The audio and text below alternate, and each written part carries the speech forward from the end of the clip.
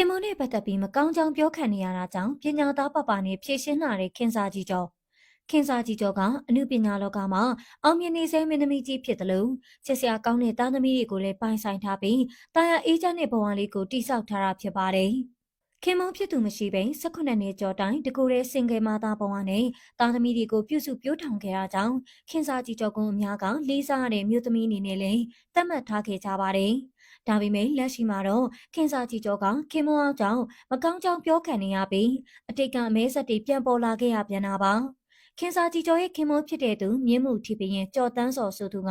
တစ်တော်မှာတိတ်ကအကြောင်းတွေကိုဖွင့်ချခဲ့တာပါခင်စာကြီးကျော်နဲ့မြင်းမှုထီပရင်တို့ကတချိန်ကလူသိရှင်ကြားအိမ်ထောင်တစ်ခုကိုတည်ထောင်ခဲ့ကြတာဖြစ်ပြီးသားသမီးနှစ်ယောက်ထွန်းကားခဲ့တာဖြစ်ပါတယ်ဒါပေမဲ့မြင်းမှုထီပရင်ကြော်တန်းစော်မှာတရားဝင်ဇနီးမယားရှိပြီးသားဖြစ်ပြီးခင်စာကြီးကျော်ကအငယ်နှောင်းဖြစ်သွားခဲ့ပါတယ်ဒါကြောင့်သားသမီးနှစ်ယောက်ထွန်းကားပြီးတဲ့အချိန်မှာမြင်းမှုထီပရင်ကခင်စာကြီးကျော်တို့သားမိ3ယောက်ကိုထားခဲ့ပြီးပထမအိမ်ထောင်ထဲပဲလူသိရှင်ကြားပေါင်းတင်တော့တာပါ